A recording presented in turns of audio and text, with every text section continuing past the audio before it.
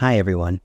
In this video I'm going to talk about LGBTQIA semantics, but first let me explain why. If you want to truly have intellectually honest conversations about any people group, you need to understand how that people group defines words and also understand that not everyone in the same people group thinks and behaves in the same way. Failing to understand this is what would lead an atheist to use Catholic strawman arguments against Protestants. The LGBTQIA community is really a mix of different kinds of people, and they all have major disagreements among themselves, just like everyone in the Christian community. Anyone who is well informed about those last two letters in the LGBTQIA would know it has absolutely nothing to do with gender identity or sexual behavior. The I is for intersex, that's just a birth condition. The A is for asexual, it just means experiencing no sexual attraction. But to most people it might be surprising to learn that even the LGB part doesn't need to involve behavior either. Not all LGB people let their attractions dictate their sexual behavior, and likewise, someone can engage in sexual behavior without experiencing attractions. Attitudes about sex vary greatly, both within and without the LGBTQIA community.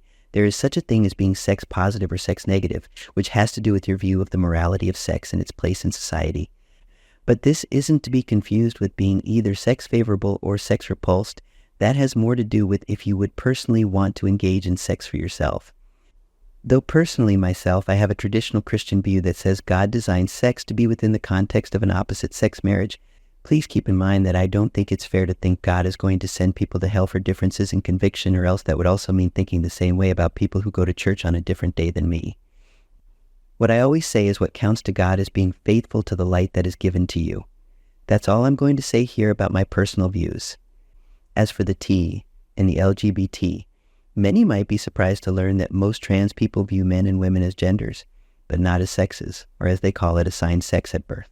When the Bible says God made humans to be male and female, it's talking about anatomy, not an internal sense of gender. Traditionally, people were usually gendered based on their sexual anatomy. Spirit beings, on the other hand, apparently seem to prefer masculine pronouns. Gender identity isn't to be confused with gender social expression. That only has to do with appearance and mannerisms. Related to this is the concept of gender conformity or nonconformity. A birth male who appears feminine can still identify as a man and be straight. Oh, by the way, I've noticed many trans people have a different definition for LGB than most non-trans LGB do. I say non-trans for those who prefer no gender label. Yeah, most trans would say that being homosexual means attracted to someone of the same gender identity, not necessarily birth sex. Well, that opens up another can of worms, and that's why there's so much pushback from LGB people against transgender ideology. There's even a lot of disagreement about the asexual in our romantic spectrum.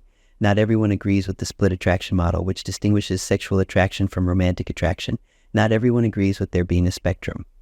That's because it leaves room for a gray area for some who only experience very little attraction or only experience it certain situations. Some prefer labeling things in absolutes. There's so much gatekeeping going on by people deciding who they think belongs in a people group or not. Now that you've heard about the semantics and differences of opinions within the LGBTQIA community, you should be able to have more intelligent conversations about them. Have a great day, guys. Don't forget to like, comment, and subscribe.